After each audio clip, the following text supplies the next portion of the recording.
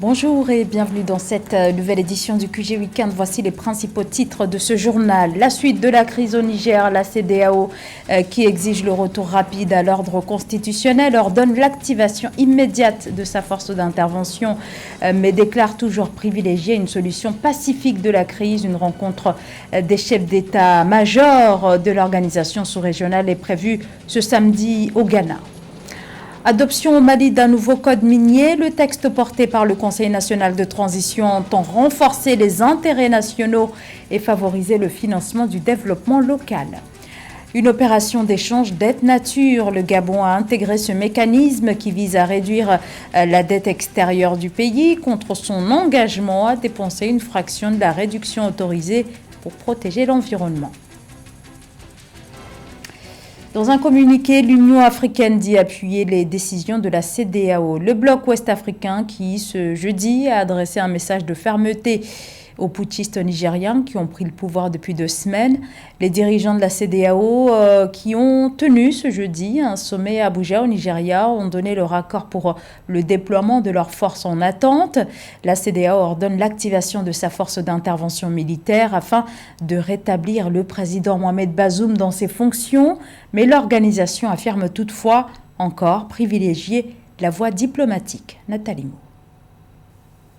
La CEDEAO a mis fin au suspense après l'expiration de son ultimatum pour la restauration du pouvoir du président Mohamed Bazoum au Niger. Réunie en sommet extraordinaire à Abuja au Nigeria le 10 août 2023, la conférence des chefs d'État ouest-africains a acté le déploiement immédiat de la force régionale en attente à Niamey, compte tenu des résolutions lues à la fin des assises. La CEDEAO a pris note de la succession de rejets de ces tentatives de médiation auprès des membres de la junte nigérienne, le CNSP.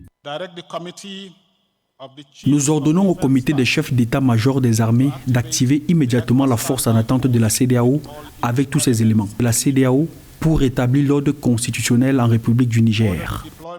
La CEDEAO maintient et renforce ses sanctions vis-à-vis du Niger. Des sanctions qui englobent la restriction des voyages, des échanges commerciaux et financiers entre les pays membres et l'État nigérien, ainsi que la fermeture des frontières avec les pays limitrophes. Le bloc communautaire a également mis en garde le Mali et le Burkina Faso qui s'exposent désormais à des sanctions en raison de leur soutien au CNSP. Les États membres qui, par leurs actions, entravent directement ou indirectement la résolution pacifique de la crise au Niger subiront les conséquences de leurs actions devant la communauté.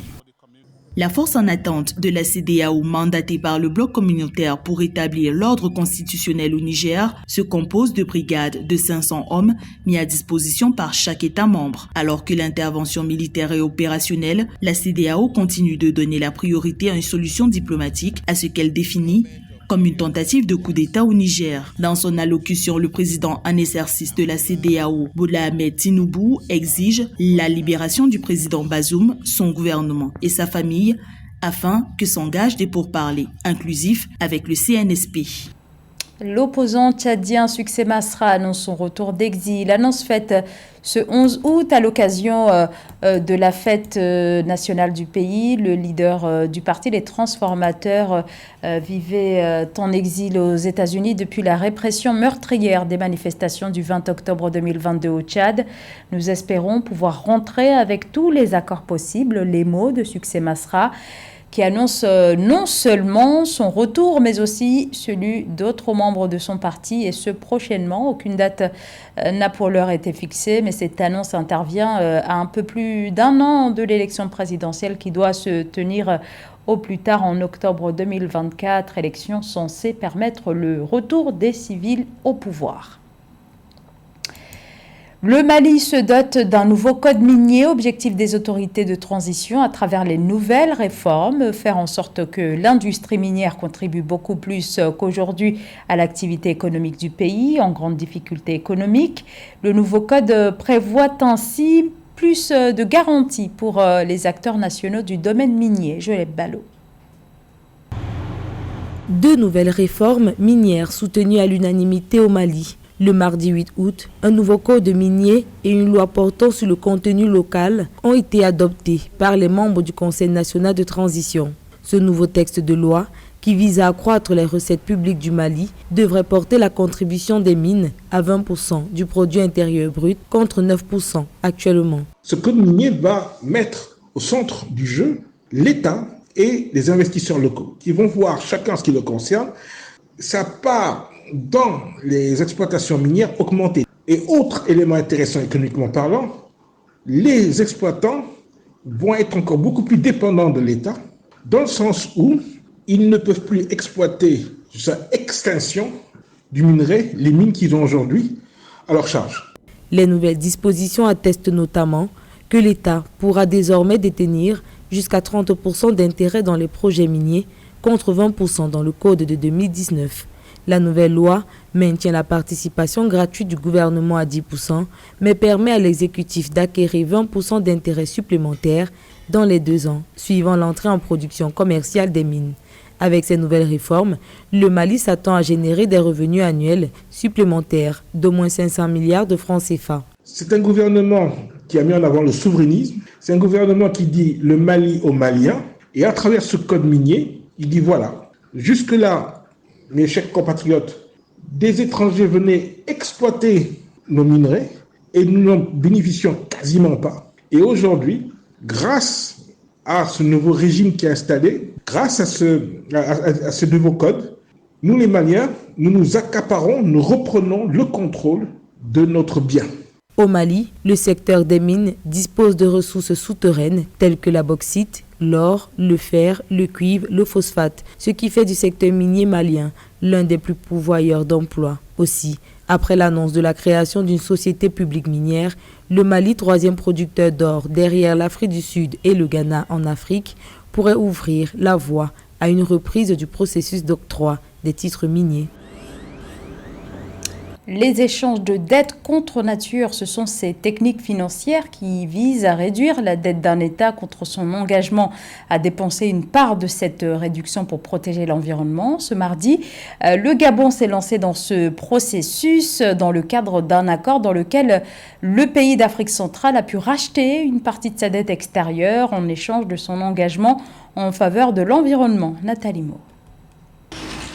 Première souscription réussie dans le cadre de l'obligation bleue du Gabon. 15 jours après le lancement du mécanisme échange dette nature, inédit sur le continent, le pays a racheté 436 millions de dollars de son euro-obligation 2025 et 2 euro-obligations de 2031. Le 8 août 2023, le Gabon a levé un montant nominal de 500 millions de dollars de sa dette internationale, ont indiqué des médias locaux. À mon sens, l'État gabonais vient de passer à une étape supérieure. Et pour ce qui est donc des eurobonds qui étaient en cours, qui avaient une maturité qui devait arriver à expiration en 2025 et les 2 autres en 2031, le Gabon, à travers cette opération d'émission d'obligations bleues maintenant, va racheter cela et espérer à hauteur de 436 millions et espérer maintenant récolter près de 450 millions. Dans un contexte de volatilité du marché financier marqué par une flambée des rendements du Trésor, l'État gabonais améliore l'attractivité de son obligation bleue pour susciter l'intérêt des investisseurs. Le pays d'Afrique centrale a réduit à 6,97% ses taux d'intérêt contre une moyenne de 7%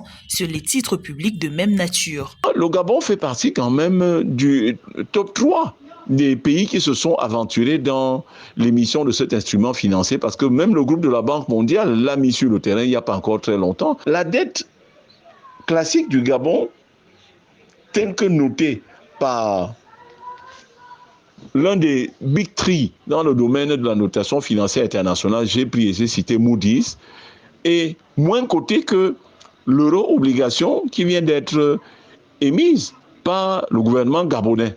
L'échange dette nature est l'une des techniques d'allègement de la dette des pays en développement. Avec un réseau d'aires marines protégées couvrant 53 000 km², le Gabon sur le marché des obligations bleues s'engage à protéger ses écosystèmes marins en échange d'un apurement de sa dette publique estimée à 10,6 milliards de dollars en 2022, soit 52,6% du PIB. Depuis plusieurs jours maintenant, la ville portuaire et touristique du Cap en Afrique du Sud est paralysée par une grève des taxis collectifs, un mouvement qui a pris une tournure violente. Le bilan des autorités fait état de 5 morts en marge de cette grève. C'est la semaine dernière que le Conseil national des taxis a lancé l'appel à la mobilisation afin de dénoncer le nouveau règlement qui accorde à la municipalité du Cap le pouvoir de saisir les véhicules pour des infractions. Marie-Raphaël Antolo. Des routes bloquées et des milliers de bus après l'ordre de grève des transporteurs lancé le 3 août 2023 par le Conseil national sud-africain des taxis, c'est le visage que présente la ville portuaire et touristique de Cape Town en Afrique du Sud. Cette grève intervient après l'adoption d'une nouvelle loi donnant aux autorités municipales le pouvoir de saisir les véhicules pour des infractions telles que la conduite sans permis ou sans plaque d'immatriculation. Dans une communication diffusée sur les réseaux sociaux, le 6 août 2023, le Sontaco a annoncé que la grève se poursuivra jusqu'au 9 août 2023 en raison notamment du non-aboutissement des pourparlers entre le Conseil des taxis et le gouvernement du Cap occidental. Les autorités sud-africaines, avec le département des transports, veulent nous obliger à signer un document où nous allons nous contraindre avec des charges qui ne sont pas incluses dans les règlements initiaux de transport. Et c'est en cela que nous ne sommes pas préparés parce que nous sommes libres de signer ou pas un document outre ceux qui sont inscrits dans le droit national des transports. Principal moyen de locomotion de la classe ouvrière, la grève des transporteurs a paralysé la plus grande ville du pays. Des violences sporadiques ont éclaté dans différentes parties de la ville après que la police a commencé à saisir des véhicules. Les manifestants en colère ont incendié des bus et des voitures et ont bombardé la police de pierre. Selon les autorités sud-africaines, ces heurts ont déjà fait 5 victimes. Nous essayons tout simplement de les contraindre à se soumettre à la loi et cela n'implique pas une levée de fonds. Vous savez, nous levons des dizaines de fonds tous les mois et ces factures sont juste ignorées par les transporteurs et ne sont jamais payées. Et c'est vraiment difficile de les amener à faire cela et donc nous devons prendre des mesures fortes et donc nous utilisons cette méthode pour amener les transporteurs à se soumettre à la loi.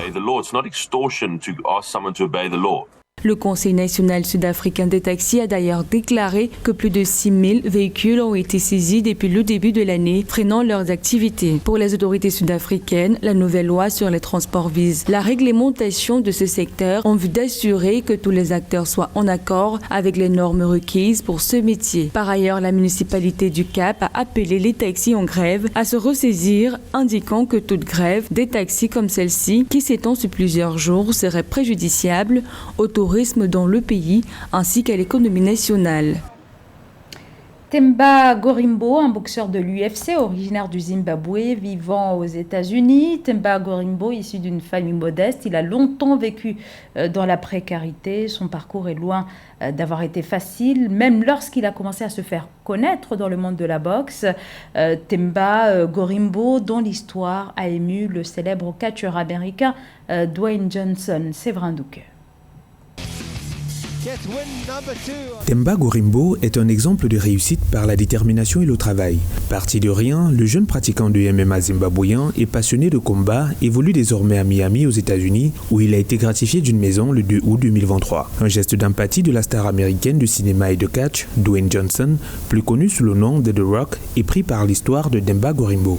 Fauché avec seulement $7 en banque à la veille de son combat contre Takashi Soto le 20 mai 2023, combat qu'il avait remporté, le boxeur de l'UFC avait vendu aux enchères son kit de combat pour offrir aux populations de Masvingo, sa communauté d'origine, un forage pour leur faciliter l'accès à l'eau potable, précieuse et rare. Ton histoire m'a touché. Quand j'ai appris que tu avais $7 dans ton compte, je sais ce que c'est. J'étais à Miami. Mais en plus, tu remportes ton deuxième combat et tu vends ton kit de combat pour offrir un forage à eau pour les gens de ton village au Zimbabwe pour qu'ils aient de l'eau potable. Tu aurais pu utiliser cet argent pour t'acheter une voiture ou un appartement, mais tu as préféré penser aux gens de chez toi. Cela montre qui tu es et c'est pourquoi je suis venu pour te dire en face que tu as mon soutien. L'athlète zimbabwéen de l'UFC chez les poids mi-moyens est parti d'Afrique déterminé à réussir. Son logis jusqu'alors, c'était une petite pièce avec un sofa pour l'y accoucher. Des conditions qui n'ont en rien altéré son envie de réussir. Au chevet de son lit, il garde en écriture quelques-uns des objectifs majeurs et motivations qui doivent toujours lui servir de socle. 2024 est pour lui l'année de la consécration. Il ambitionne d'être champion dans sa catégorie cette année-là. Ça, c'est mon journal intime. Champion 2024. C'est l'année où je veux devenir champion de l'UFC et c'est l'année prochaine. À 32 ans, Themba Gorimbo peut désormais voler vers la réalisation de son ambition sportive, entouré de sa petite famille. Avec un style de combat très polyvalent et dynamique, Themba Gorimbo, surnommé The Answer, jouit d'un palmarès de 11 victoires et 4 défaites, dont 6 victoires par soumission et 1 par KO. C'est la fin de ce journal. Merci de nous avoir suivis. L'information continue sur Africa 24.